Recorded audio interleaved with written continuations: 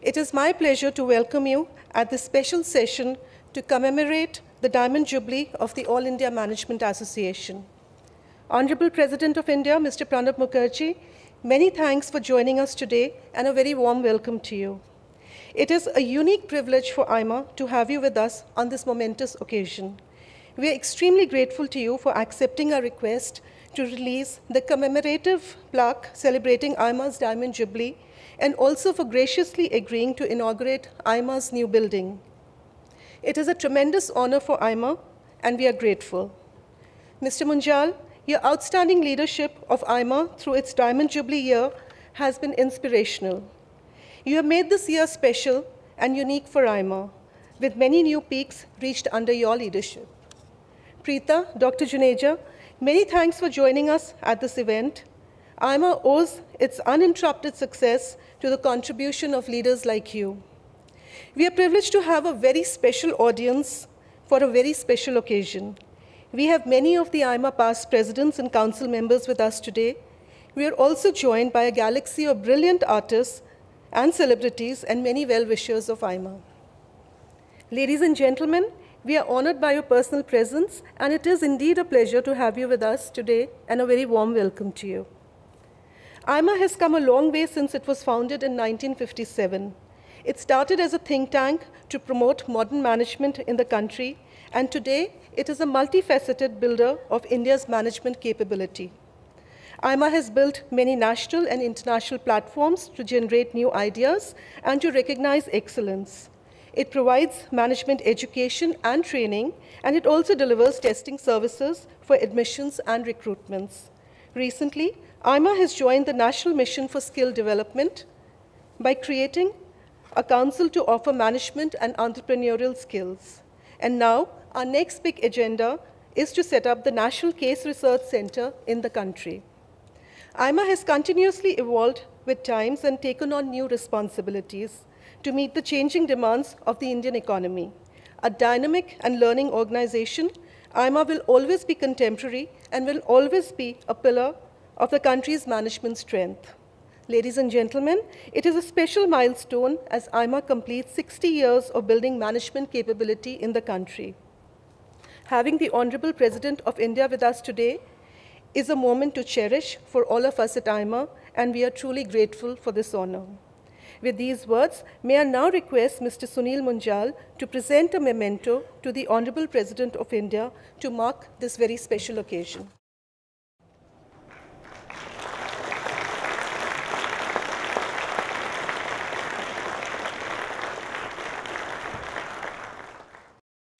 This is truly a special occasion where IMA is celebrating its 60th year with one of India's true statesmen. Mr. President, you have been a unique leader in many ways. Right through your career, we have dealt with you in many different capacities. And each time we found you a person who thinks not just of himself, but of the nation and the nation's future. What you have done here in Rashtrapati Bhavan is an amazing transformation of making this a place which is open to public, which is open to ideas, which is looking at areas like higher education and management.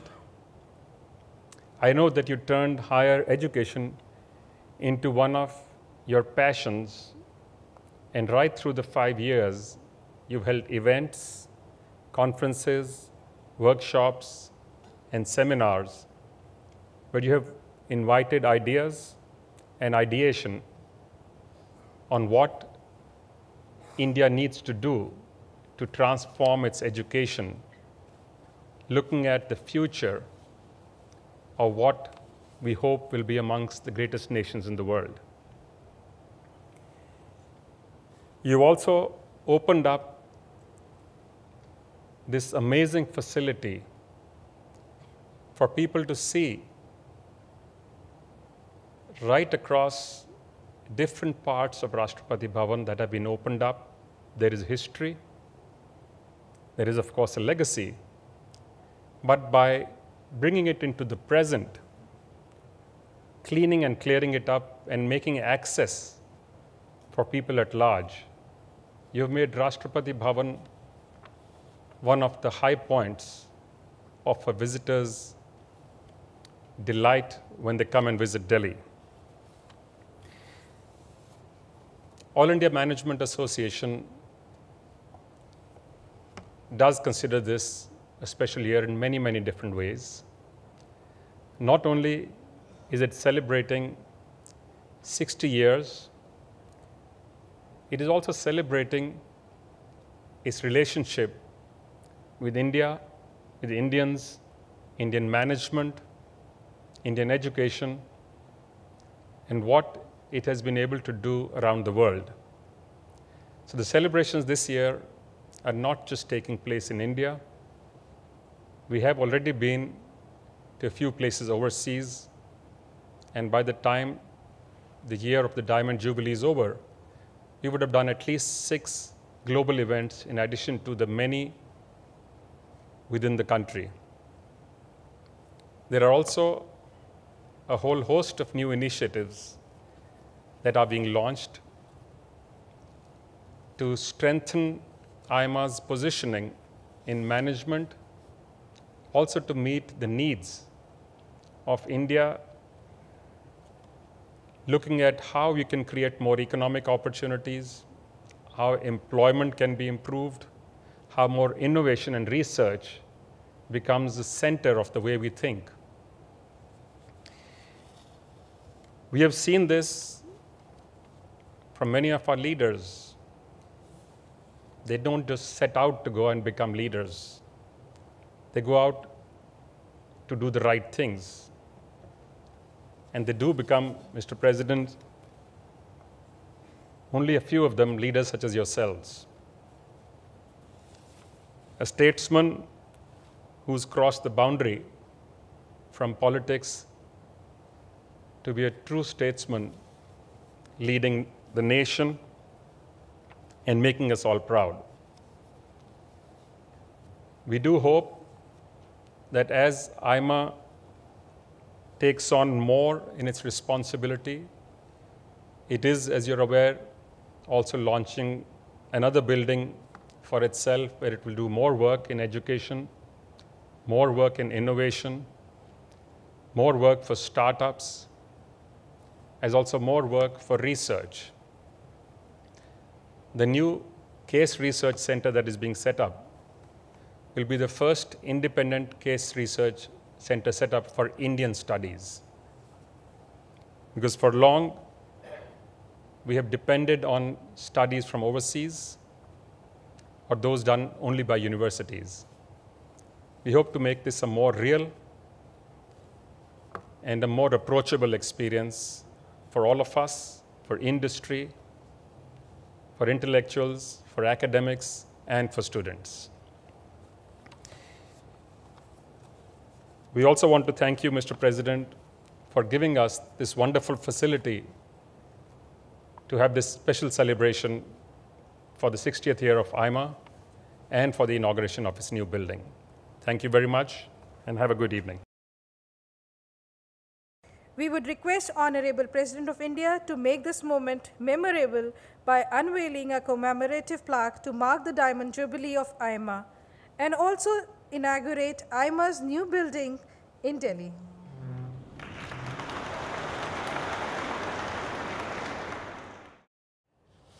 It's a pleasure for me to be present amidst you this evening when we are celebrating the Diamond Jubilee of IMA. You can be proud of sustaining a culture of excellence for 6 decades. The achievements of the last 60 years, I am sure, shall motivate you to even greater heights in the years to come. When you began your journey in 1957, country was entered into the phase of industrialization because the major industrial policy thrust was given in 1956 Industrial Policy Resolution. It was the launching of the second 5-year plan period, and subsequently you have seen how India progressed, and from a country when it began its independence 70 years ago, and 10 years before you began your journey, it was one of the poorest country of the world for more than half a century. From 1900 to 1950, the economy registered just below 1% annual average GDP growth.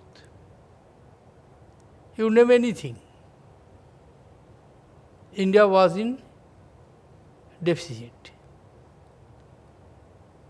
At that juncture, your organization took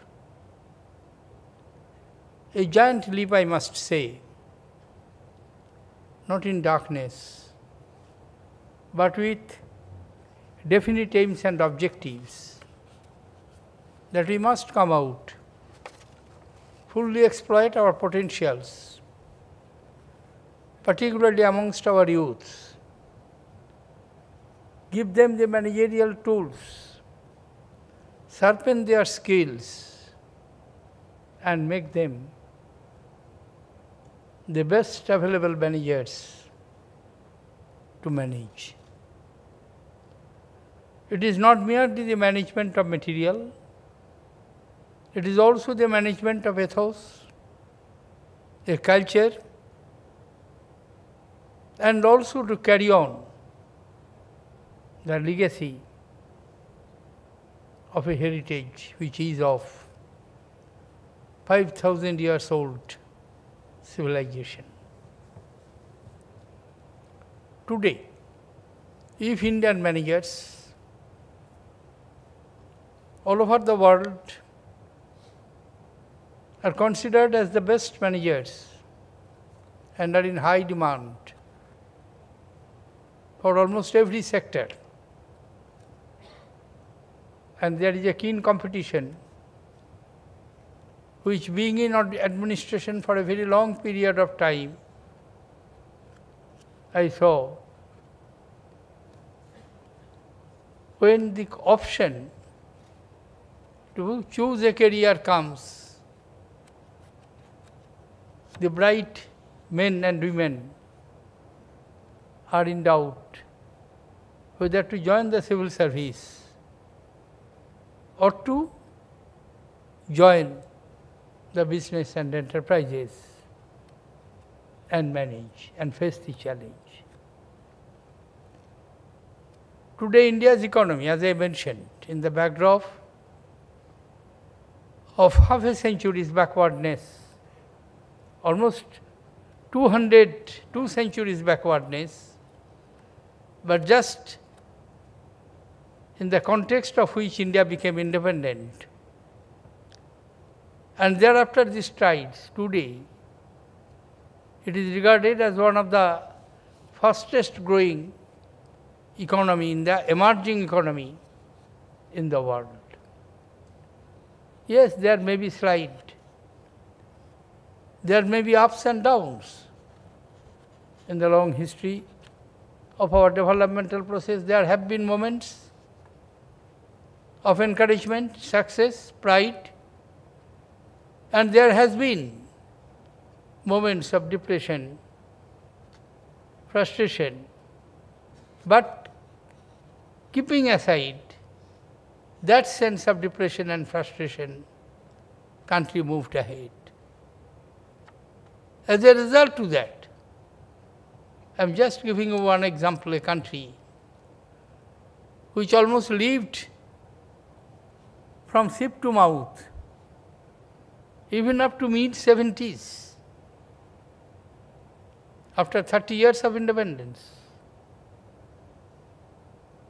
But today, the country is producing more than 274 million tons of grain. It is self-sufficient to meet its own requirement and also producing exportable surplus. Similarly, in industries, in technologies, in almost every areas, we have made remarkable progress. And yet, I must say, we are managing. When I shut my eyes and think in my mind, 1.3 billion people living in 3.3 million square kilometers, speaking in 200 languages in everyday life, practicing 7 religions, belonging to 3 major ethnic groups, Dravidians, Caucasians, Mongolites, yet under one system, one flag, one constitution, we have been able to manage the largest functional democracy of the world, where 67% of 800 million people exercise their most important political right in choosing their rulers, in selecting 543 members of parliament from snow-capped Himalaya to tree-washed south and from forests of Mizoram to Dwarka. Therefore, the management is the most significant aspect of the advancement and progress. I must congratulate Mr. Munjal for the initiatives which they have taken, particularly to emphasize on the development of skills and inputs in the students, in the youth. We speak of demographic dividend.